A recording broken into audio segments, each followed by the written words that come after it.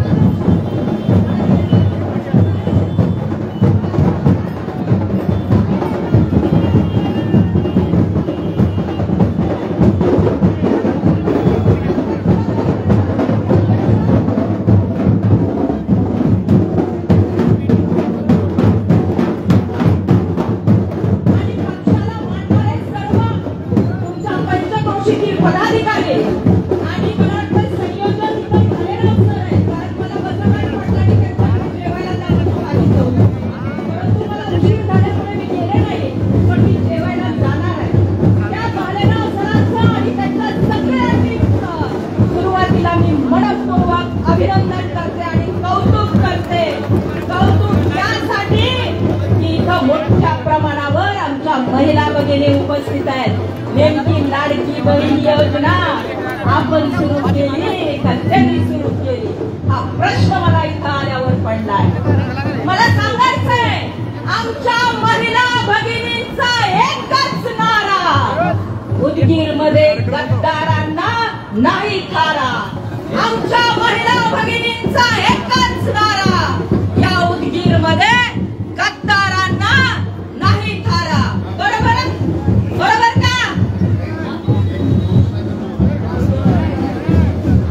बरोबर आहे का? बरोबर आहे का? आता आपण भाषणाला सुरू करू. यांनी मला विनंती केली आहे की रामकृष्ण हरी, रामकृष्ण हरी, रामकृष्ण हरी. लोकसभेला तुम्ही चांगलं हात दाखवलाय महायुतीला आणि विधानसभेला तुम्ही माणूसधारी तुतारी चांगली दाखवणार आहे आणि या विधान भवनामध्ये तुतारीचा गजर केल्याशिवाय राहणार नाही याची खात्री मला आहे. पोलीस प्रशासनाला माझी विनंती आहे की स्टेजच्या डाव्या बाजूला सुप्रियाताई सुळे यांचं आगमन झालेलं आहे. स्टेजच्या डाव्या बाजूला जमलेली जे पब्लिक आहे ते गर्दी जरा कमी करायची आहे. पोलीस प्रशासन थोडा कृपया आपण या गोष्टीकडे लक्ष द्यावं. ऐका ऐका महिला भगिनींनो, ऐका. रक्षाबंधन कधी आहे? रक्षाबंधन कधी आहे? मला सांगा तुम्ही. तुम्हाला 1,500 रुपये मिळणार आहेत, तुम्हाला 3,000 रुपये मिळणार आहेत.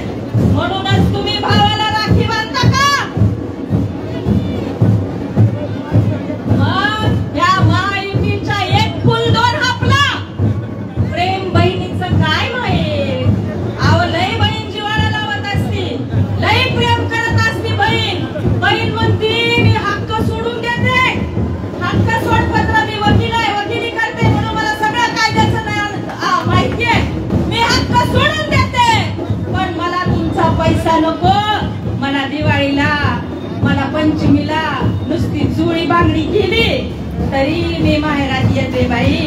त्या महायुतीच्या सरकारला हे काहीच माहित नाही. त्यांना त्यांच्या चुलत बहिणीला पाडायची त्यांनी रणनीती भारतीय जनता पार्टीच्या कमळीच्या नादाला लागून केली होती. त्यामुळे ते काय म्हणतात आम्ही 1,500 रुपये देऊ.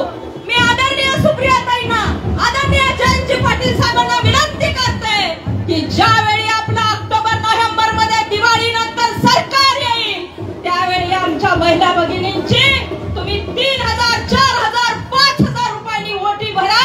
आणि आमच्या महिला भगिनी इतक्या स्वस्त नाहीत की 1,500 रुपयात त्या विकल्या जातील हे या सरकारला दाखवून द्या. नांदेड तुमच्या जवळ आहे म्हणून तुम्हाला सांगते, नांदेड मध्ये आरोग्य विभागाचा मागच्या वर्षी काय गोजवारा उडालाय. 24 तासात 24 माणसं दगावली गेली आहे. त्या माझ्या 24 माणसांमध्ये 12 चिमुकले होते. हो, कशामुळे दगावले गेले ते? फक्त औषध पाणी त्यांना मिळाले नाही म्हणून. आरोग्य विभागाचा बोजवारा, संजय गांधी निराधार योजनांचा बोजवारा.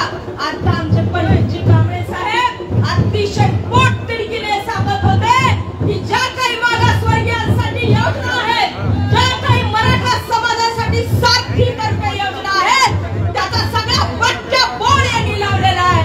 आणि जे कोणी आरक्षण मागल त्याला म्हणते तुला कशाचं आरक्षण आहे बाबा, आता आमचं सरकार येऊ दे तुला 1,500 रुपये देतो, आमचं सरकार येऊ दे तुला लाडका भाऊ म्हणून 500 रुपये देतो.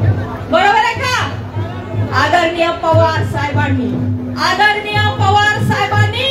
आमच्या महाराष्ट्रातल्या प्रत्येक गावकुसा बाहेरच्या बाईला या देशामध्ये पहिल्यांदा महिला धोरण राबवून पंचायत राज दुरुस्ती करून घटनेच्या 73 आणि 74व्या दुरुस्तीनुसार महिलांना ग्रामपंचायत मध्ये आरक्षण दिलं, महिलांना पंचायत समितीमध्ये आरक्षण दिलं, जिल्हा परिषदांमध्ये आरक्षण दिलं. आणि आमची बाई मुलाची झेंड्याची दोरी, पाळण्याची दोरी हलवता ग्रामपंचायतच्या झेंड्याची दोरी कधी हलवायला लागली हे तिलाही कळालं नाही. म्हणून आदरणीय पवार साहेबांचा हा वारसा जर आपल्याला पुढे चालवायचा असेल तर आदरणीय सुप्रियाताईंचे हात आपल्याला बळकट करावे लागतील. आणि मी ताईंना विनंती केली आहे, काळजीपूर्वक ऐका. मी ताईंना विनंती करते, जर ताई इथे असतील किंवा येणार असतील त्या ऐकत असतील तर मी ताईंना विनंती करते, अनुसूचित जाती जमाती, भटक्या विमुक्त जाती जमाती यांच्या जो जातीचा प्रमाणपत्र देण्याचा कायदा आहे त्यामध्ये दुरुस्ती करा. कारण या महाराष्ट्रामध्ये लाखोच्या संख्येने आता आमच्या एकल पालक महिला आहेत, ज्यांच्या नवऱ्यांनी त्यांना काही कारणास्तव सोडून दिलंय, ज्यांच्या नवऱ्यांनी त्यांच्याकडून घटस्फोट घेतले, ज्या बिचाऱ्या परित्यक्त्य आहेत, ज्यांचे मालक ऍक्सिडेंट मध्ये गेलेले आहेत, ज्यांना बिचाऱ्यांना त्यांच्या मालक आजारी असल्यामुळे काही अडचणी आहेत किंवा इतर काही अडचणी असतील आणि त्यांना मुलांचा सांभाळ एकट्याने करावा लागत असेल किंवा ते बेपत्ता झालेले असतील, अशा वेळेला होतं काय?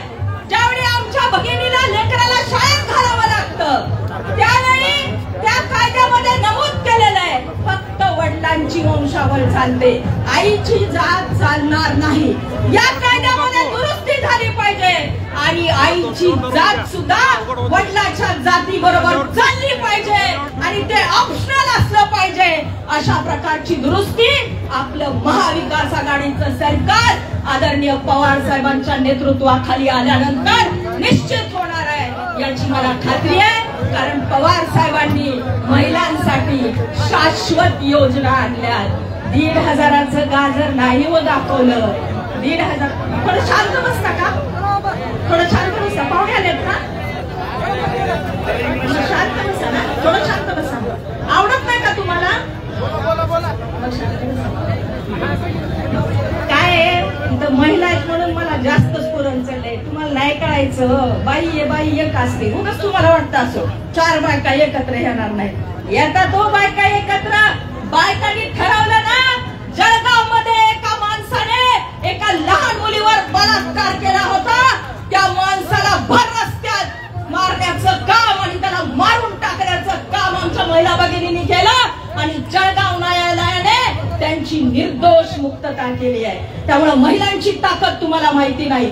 ज्यावेळी या महाराष्ट्रातल्या महिला ठरवतील की आपल्याला माणूसधारी तुतारीच वाजवायचे, त्यावेळी निश्चितपणे आदरणीय पवार साहेबांनी ज्या काही योजना आमच्या महिला भगिनींसाठी राबवल्यात त्याचा कुठंतरी रथ पुढे जातोय हे मला वाटतंय. मला एक सांगायचं तुम्हाला, मी आत्ताच तुळजापूरला भाषण करताना म्हणलं की या देशामध्ये स्वराज्याची स्थापना आदरणीय म्हणजे छत्रपती शिवाजी महाराजांनी केली, म्हणून आम्ही शिवस्वराज्य यात्रा घेऊन आलोय.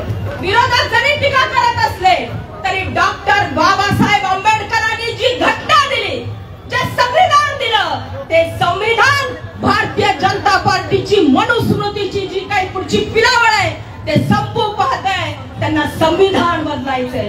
हे काय म्हणतात तुम्ही नरेटिव्ह सेट करताय? अहो, तुमचे भारतीय जनता पार्टीचे खासदार भाषण करताना म्हणतात आमचं सरकार आहे ना, आम्ही संविधान बदलू. या संविधानामध्ये काय लिहिलंय? या संविधानामध्ये हिंदू कोड बिलानुसार स्त्री पुरुष समानतेचा जाहीरनामा जणू काही जाहीर केलाय.